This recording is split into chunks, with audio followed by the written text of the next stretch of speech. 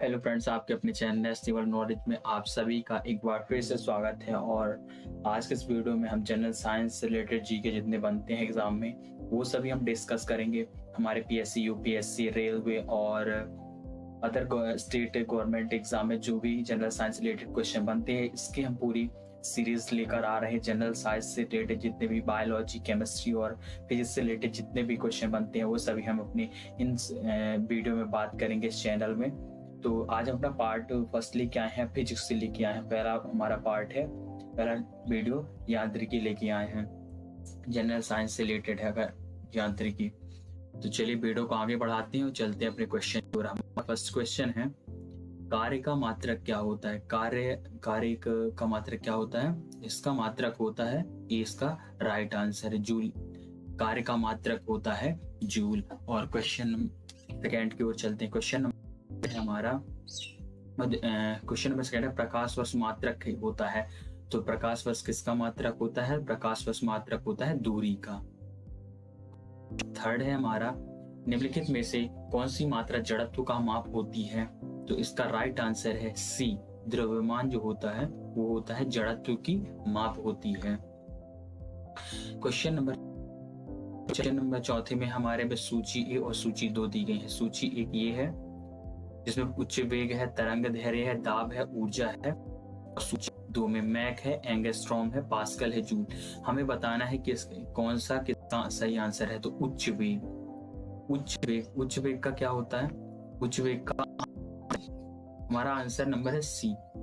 इसमें उच्च वेग का पहले का देखते हैं। उच्च वेग को ए नंबर का, तो ए नंबर का है पहला, मैक है उच्च वेग का। ऊर्जा डी नंबर का क्या है हमारा? ऊर्जा का होता है जूल, डी नंबर का है चौथा। दाब का क्या होता है? दाब का होता है मात्रक, पास्कल होता है। और तरंग धैर्य का मात्रक क्या होता है? तो तरंग धैर्य मात्रक होता है, वो होता है हमारा पास्कल। तरंग धैर्य का नहीं, एंगस्ट्रॉम का हमारा मात्रक होता है पास्कल। तो इसका राइट आंसर है सी नंबर का। सी नंबर इसका राइट आंसर। क्वेश्चन नंबर 5वां भी उसी प्रकार का है। सूची ए और सूची 2 दी गई है। पहले दिया है जूल, तो जूल का होता है, कार्य का होता है जूल, या ऊष्मा का भी होता, ऊष्मा और कार्य दोनों जूल होता है। तो यहाँ पर जूल होता है। वॉट किसका होता है? और एम्पियर। बी नंबर की बात करें तो बी नंबर है हमारा, एम्पियर होता है धारा की माप। ये इसका राइट आंसर है, एम्पियर। और अगर हमने वोल्ट की बात करें तो वोल्ट विभवांतर, वोल्ट होता है विभवांतर। उसी तरह कैलोरी किसका होता है? कैलोरी होता है उसका, इसका होता है कैलोरी। 5वां ऊष्मा का होता है कैलोरी, और कार्य का इसका होता है जूल होता है कार्य का। तो इसका राइट आंसर है ई नंबर। क्वेश्चन 6वां भी हमारा सेम है। सूची ए और सूची 2 गए हैं। पहले में दिया गए हैं भौतिक राशियां, दूसरे में दी गई है उनकी इकाइयां। देखते हैं किसका क्या आंसर होता है। क्वेश्चन हमारा पहला है, ए नंबर का है त्वरण। त्वरण की इकाई क्या होती है? त्वरण की इकाई होती है मीटर प्रति सेकेंड स्क्वायर। त्वरण की होती है न्यूटन प्रति सेकेंड स्क्वायर। इसका राइट आंसर हमारा डी नंबर का है। चलिए डी नंबर में देखते हैं कौन सा किसका है। तो त्वरण होता है मीटर प्रति सेकेंड स्क्वायर। बल का होता है न्यूटन, जैसा कि हम लोग जानते हैं बल का होता है न्यूटन। और आवेग का क्या होता है? आवेग है हमारा नंबर डी के आवेग का है दूसरा, तो का होता है न्यूटन सेकंड आवेग का होता है। न्यूटन सेकंड आवेग का होता है। कृत कार्य का क्या होता है? तो हमारे कृत कार्य का जो होता है सी का होगा, वो होगा जूल। कृत कार्य का होता है जूल। तो ये रहा हमारा, इसका राइट आंसर था, इसका राइट आंसर था डी नंबर का। इनमें से किस में से समय का मात्रक है? तो निम्नलिखित में समय का मात्रक क्या होता है? निम्नलिखित में से समय का मात्रक क्या नहीं है? तो प्रकाश वर्ष समय का मात्रक नहीं, क्योंकि यह मात्रक है दूरी का। क्वेश्चन नंबर 8वां हमारा, पारसिक इकाई होती है, मोस्ट इंपोर्टेंट है, यूपीएससी में पूछा गया है। पारसिक इकाई होती है दूरी की। नंबर हमारा 9वां है, निम्नलिखित में से कौन सा एक सुमेलित नहीं है? डेसिबल ध्वनि की तीव्रता, ये सही है। अश्वशक्ति शक्ति की इकाई होती है, ये भी सही है। समुद्री मील नौसंचालन में दूरी के लिए, समुद्री मील नौसंचालन में दूरी की इकाई के लिए, और सेल्सियस ऊष्मा, गलत है। सेल्सियस होता है तापमान के लिए। डी इसका राइट आंसर है, जो कि सुमेलित नहीं है। क्वेश्चन नंबर 10वां है हमारा, ल्यूमेन किसके मात्रक होता है? ल्यूमेन किसका मात्रक होता है? तो ल्यूमेन होता है ज्योति तीव्रता का। जो क्यूरी किसका होता है? क्यूरी होता है रेडियो एक्टिव धार्मिकता की इकाई हमारी होती है क्यूरी। क्वेश्चन नंबर 12वें की ओर चलेंगे। इसका राइट आंसर है हमारे 11वें का A number, radio active. Question number हम अपने 12वें की ओर चलते हैं। तो 12वें में हमारा दिया गया है पास्कल। पास्कल किसकी इकाई होती है? तो पास्कल, जैसे कि पास्कल होता है दाब का, ये तो सब जानते हैं। पास्कल इकाई होती है दाब की, भी इसका राइट आंसर है। कैंडेला अगला है हमारा, मात्रक होता है। कैंडेला मात्रक किसका होता है? तो ये होता है ज्योति तीव्रता का मात्रक जो होता है वो होता है कैंडेला। डी इसका राइट आंसर है।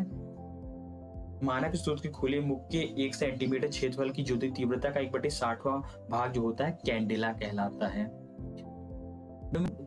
मोस्ट इंपॉर्टेंट जो टॉपिक रहेंगे उसके हम एक्सप्लेनेशन भी देखेंगे। तो जूल मार्क किसका होता है? जूल का हमने देख चुके हैं। जूल किसकी इकाई होती है? जूल होती है ऊर्जा की और कार्य की। और जूल अंतरराष्ट्रीय इकाई प्रणाली के अंतर्गत ऊर्जा तथा कार्य एक व्युत्पन्न इकाइयां होती हैं। ऊर्जा जो होता है और जो कार्य होता है एक व्युत्पन्न इकाइयां होती हैं। इसका राइट आंसर है ए। जिसमें जूल किसका होता है? कार्य और ऊर्जा दोनों का होता है।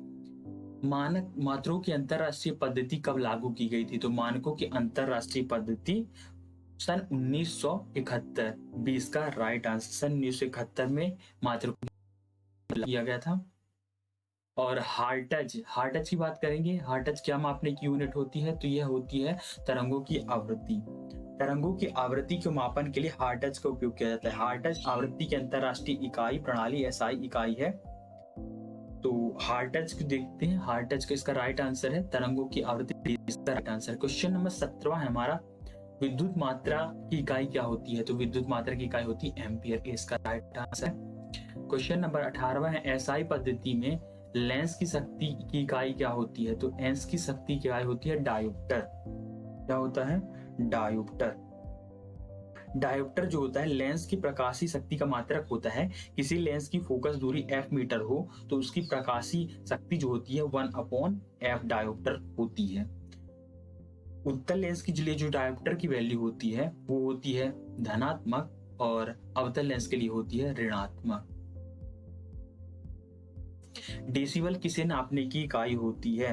तो जैसा कि सभी जानते हैं डेसिबल जो होता है ध्वनि की मापने की इकाई होती है, से इसका राइट आंसर है। डेसिबल एक लघु गुणक की इकाई होती है जो प्राय ध्वनि की तीव्रता को नापने के लिए प्रयुक्त की जाती है। क्वेश्चन नंबर 20वां है, एम्पियर नापने की इकाई क्या होती है? तो एम्पियर हम पहले ही पढ़ चुके हैं। एम्पियर हमारी करंट की इकाई होती है। क्वेश्चन नंबर 21वां है, यंग प्रत्यास्था गुणांक का एसआई मात्रक क्या होता है? तो इसका एसआई मात्रक होता है न्यूटन प्रति मीटर स्क्वायर, से इसका राइट आंसर है। प्रत्यास्था गुणांक जो होता है प्रतिबल बटे विकृति होता है, और प्रत्यास्था गुणांक का मात्रक होता है जो प्रतिबल का मात्रक बटे विकृति का मात्रक। तो हम जानते हैं कि प्रतिबल जो होता है वो इसकी होती है न्यूटन प्रति मीटर स्क्वायर, और जो विकृति होती है वो होती है विमाही राशि, इसलिए इसका होता है न्यूटन प्रति स्क्वायर। क्वेश्चन नंबर 22वां है, निम्नलिखित में से युग्मों में से किन भौतिक राशियों के समान विमीय सूत्र नहीं होते हैं? किन भौतिक राशियों के विमीय सूत्र से क्वेश्चन जरूर आता है। तो जैसा कि आंसर में दिया बल और दाब दोनों की जो होता है विमीय सूत्र भिन्न होते हैं, जबकि कार्य तथा ऊर्जा सेम होता है, आवेग और संवेग का सेम होता है, भार और बल का दोनों का सेम होता है। तो देखते हैं कार्य एवं ऊर्जा, आवेग, संवेग, भार और बल का समान विमीय सूत्र होता है। बल एवं दाब की विमा समान नहीं होती है, बल की विमा होती है ml/t का स्क्वायर, तथा दाब की होती है ml की पावर -1 t की पावर 2 होती है। इसका आंसर है ए। क्वेश्चन नंबर 23वां है, एक खगोलीय इकाई संबंधित है। खगोलीय इकाई से संबंधित कौन सा है? सूर्य एवं पृथ्वी के बीच की दूरी खगोलीय इकाई से संबंधित है। खगोलीय इकाई एयू या याद रखें लंबाई की इकाई होती है जो लगभग 150 मिलियन किलोमीटर होती है। एक खगोलीय इकाई जो होती है यह सूर्य एवं पृथ्वी के बीच की दूरी। निम्नलिखित में से क्वेश्चन नंबर 24वां है हमारा, निम्नलिखित में से कौन सी अविमीय राशि है जिसमें कोई विमा नहीं होती है? तो विकृति एक ऐसी राशि होती है जिसमें कोई विमा नहीं होती, जबकि श्यान गुणांकता, गैस नियतांक और प्लांक नियतांक तीनों की विमा शुद्ध होता है। क्वेश्चन 25वां हमारा, निम्नलिखित में से कौन सा एक अदिश राशि नहीं है? अदिश राशि नहीं है, सदिश राशि नहीं है। तो जैसा कि जानते हैं संवेग सदिश राशि होता है क्योंकि इसमें दिशा और दूरी दोनों होती है। वेग भी सदिश राशि है, कोणीय वेग भी। द्रव्यमान एक विमा राशि है क्योंकि इसमें परिमाण होता है, वेग नहीं होता। अब देखते हैं सदिश और दिश क्या होता है। सदिश राशियां वो होती है जिसमें परिमाण और दिशा दोनों होती है, परिमाण भी होता है और दिशा भी होती है, जबकि अदिश राशि होती है जिसमें केवल दिशा होती है, परिमाण होता है, इसकी कोई दिशा नहीं होती, किसी भी दिशा में हो सकता है। क्वेश्चन नंबर 26 में अदिश राशि है। क्वेश्चन नंबर 26 में अदिश राशि क्या है? तो क्वेश्चन नंबर 26 में अदिश राशि, ऊर्जा एक अदिश राशि होती है जो किसी भी दिशा में जा सकती है। निम्नलिखित में से कौन सी एक राशि है? तो सदिश राशि है। संवेग एक सदिश राशि है, जबकि दाब, ऊर्जा और कार्य ये सभी अदिश राशि है क्योंकि कोई दिशा नहीं है। क्वेश्चन नंबर 28 में की ओर चलेंगे। तो निम्नलिखित में से कौन सी राशि सदिश नहीं है? तो आयतन एक सदिश राशि नहीं होती है क्योंकि होता है, दिशा नहीं होती है। क्वेश्चन नंबर 29वां है, निम्नलिखित में से सदिश राशि है। तो वेग एक सदिश राशि है, जबकि द्रव्यमान, समय और लंबाई तीनों अदिश राशियां हैं। क्वेश्चन नंबर 30 है हमारा, निम्नलिखित में से कौन सा एक व्युत्पन्न परिभाषित नहीं है? परिभाषित नहीं है। तो द्रव्यमान एक व्युत्पन्न परिभाषित नहीं है, जबकि घनत्व और आयतन और चाल एक व्युत्पन्न परिभाषित है क्योंकि इन्हें दूसरे राशियों की मात्रकों की सहायता से इन्हें प्राप्त किया जा सकता है। क्वेश्चन नंबर 31वां है, त्वरण ज्ञात करने का सही सूत्र कौन सा होता है? तो त्वरण का सूत्र होता है हमारा ए नंबर का, इसका राइट आंसर ए बराबर B minus u upon t होता है। देखो गति का प्रथम समीकरण होता है बी बराबर यू प्लस ए टी होता है, ये माइनस नहीं है, आप लोग उसे माइनस में समझिए। तो ए बराबर क्या हो जाएगा? वी माइनस यू और बटी में टी आ जाएगा। तो जब हमें ए की वैल्यू निकालनी होगी तो ए बराबर वी माइनस यू बटे टी अभिष्ट वेग परिवर्तन की दर होती है। क्वेश्चन नंबर हमारा 32वां है, पदार्थ के संवेग और वेग के अनुपात से कौन सी भौतिक राशि प्राप्त होती है? तो द्रव्यमान। संवेग और वेग के अनुपात से हमारी द्रव्यमान उत्पन्न होता है, इसका आंसर है। देखते हैं किसी पदार्थ का संवेग क्या होता है? एम इंटू वी, और संवेग और वेग का अनुपात क्या होता है? एम बी अपॉन बी बराबर एम। संवेग और वेग के अनुपात से द्रव्यमान उत्पन्न होता है। क्वेश्चन नंबर 33वां हमारा, प्लांक के अचर में किसका आयाम होता है? तो कोणीय गति का। प्लांक के अचर में किसका आयाम होता है? कोणीय गति का। इसका राइट। क्वेश्चन नंबर 34वां है, एक लकड़ी झूले पर बैठी स्थिति में झूला झूल रही है, उस लड़की के खड़े हो जाने पर दुल्हन की आकृति कहाँ होगी? कम हो जाएगी क्योंकि उसमें लड़की का भी वेग रहेगी तो वेग कम हो जाएगा।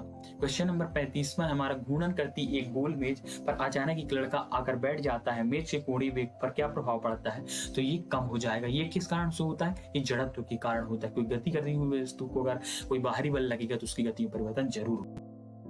क्वेश्चन नंबर 36वां है हमारा, यदि किसी चली हुई वस्तु के वेग को दोगुना कर दिया जाए तो उसकी गति ऊर्जा में क्या परिवर्तन होता है? तो उसकी गति ऊर्जा होती है 4। किसी 37वां है, किसी पिंड के द्रव्यमान तथा भार में क्या अंतर होता है? तो एक द्रव्यमान परिवर्तनीय होता है जबकि भार स्थिर होता है। जबकि द्रव्यमान क्या होता है? स्थान के बदलने के अनुसार द्रव्यमान बदलता रहता है, जबकि भार एक समान हमेशा बना रहता है। क्वेश्चन नंबर हमारा 38वां है, किसी भी स्थिर या गतिशील वस्तु की स्थिति दिशा में कोई परिवर्तन नहीं होता जब तक कि उस पर कोई बाह्य नहीं लगता है।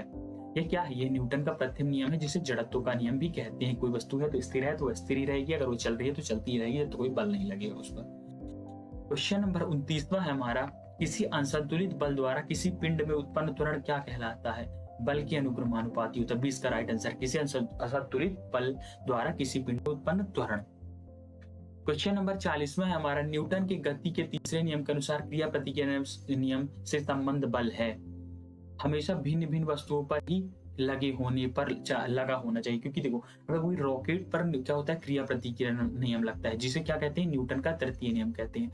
तो ये भिन्न भिन्न वस्तुओं पर लगता है। जैसे रॉकेट जब आगे की ओर उड़ता है तो वह धरती पर एक बल लगाता है तथा उस गैस के कारण उस रॉकेट पर भी एक अलग बल लगता है, जिसके कारण वह आगे की ओर बढ़ता है। तो इसका राइट आंसर है सी। क्वेश्चन नंबर 41वां है, प्रत्येक क्रिया के बाद विपरीत दिशा में एक प्रतिक्रिया होती है, यह न्यूटन का गति के संबंधित तृतीय नियम है। सी इसका राइट आंसर। क्वेश्चन नंबर 42वां है, जल में तैरना न्यूटन की गति के किस नियम के कारण होता है? तो ये तृतीय नियम के कारण होता है, क्रिया प्रतिक्रिया, जिसे एक्शन और रिएक्शन लॉ कहते हैं। क्वेश्चन नंबर 43 है, कोई पिंड तब तक विरामावस्था में ही बना रहेगा जब तक उस पर कोई बाह्य बल नहीं करता। यह कथन किसका है? न्यूटन का, जिसे न्यूटन का गति का प्रथम नियम का नियम कहते हैं। बल की परिभाषा को किसके आधार पर व्यक्त की जा सकती है? तो गति के प्रथम नियम के अनुसार बल की व्याख्या की जा सकती है। किसी पिंड के उस गुणधर्म को क्या कहते हैं जिससे वह सीधी रेखा में विराम या एक समान गति की स्थिति में किसी भी परिवर्तन का विरोध करता है? तो इसे जड़त्व कहते हैं। भी इसका राइट आंसर। क्वेश्चन नंबर 46वां हमारा, न्यूटन के पहले नियम को क्या कहते हैं? तो इसे जड़त्व का नियम कहते हैं, पहले देख चुका हमने। गाड़ी के खींचता हुआ घोड़ा किस बल के कारण आगे बढ़ता है? तो ये न्यूटन की गति के प्रथम के नियम के अनुसार पृथ्वी द्वारा घोड़े पर एक आरोपित किया जाता है तथा पृथ्वी के द्वारा भी एक बल घोड़े पर लगता है, जिसके कारण वो आगे बढ़ पाती है। इसका राइट आंसर क्या है? इसका राइट आंसर है डी। क्वेश्चन नंबर 48वां है हमारा, चलती हुई बस जब अचानक ब्रेक लगती है तो उसमें बैठे हुए यात्री आगे की ओर गिरने लगते हैं, यह किस कारण से होता है? ये होता है न्यूटन का पहला नियम के अनुसार। इस पर अगर हम चलेंगे तो रॉकेट की कार्यप्रणाली किस सिद्धांत पर कार्य करती है? तो ये न्यूटन के तृतीय नियम से काम करती है, जिसे हम क्या बोलते हैं? क्रिया प्रतिक्रिया का नियम। तो इसका ए राइट आंसर है। चलते हुए क्वेश्चन की ओर, अश्व यदि एकाएक चलना प्रारंभ कर दे तो अश्वारोही के गिरने की आशंका का कारण क्या होता है? आघूर्ण होता है, लेकिन ये होता है विश्राम के आघूर्ण। क्योंकि जब किसी चीज में बैठा हुआ इंसान जब खड़ा रहता है तो वह स्थिर अवस्था में रहता है, अर्थात उसे विश्राम का जड़त्व प्राप्त होता है। जब क्योंकि कोई चीज अचानक से अगर चल रही है तो उसकी उस गति से वह स्थिर वस्तु नहीं चल पाती है, तो इसमें विश्राम का जड़त्व रहता है। इस तरीके से हमने अपने यांत्रिकी से जितने भी मोस्ट इंपोर्टेंट टॉपिक बन सकते थे फिजिक्स की यांत्रिकी से, तो सब हम डिस्कस कर चुके हैं। लेकिन यांत्रिकी से रिलेटेड 4 टॉपिक और हैं, तो वो 4 हम डिस्कस करेंगे। इसी प्रकार फिजिक्स की हम पूरे फिजिक्स, केमिस्ट्री और बायोलॉजी का पूरा कंप्लीट हम अपना बोले तो सीरीज देखेंगे, ताकि किसी भी एग्जाम में अगर जनरल साइंस से रिलेटेड कोई भी क्वेश्चन आता है तो हम उसे इजीली अटेम्प्ट कर सकते हैं। तो जाने से पहले वीडियो को लाइक कीजिए और चैनल को सब्सक्राइब कीजिए। Thanks for watching. चैनल को सब्सक्राइब करना मत भूलिए। मिलेंगे, हमारा अगला वीडियो आने वाला है, मिलेंगे हम अपने अगले वीडियो में। तो अगर आपको कोई क्वेरी है तो आप कमेंट बॉक्स में लिख सकते हैं और आप हमें बता सकते हैं। तो चैनल को सब्सक्राइब कीजिए, हमसे जुड़े रहिए।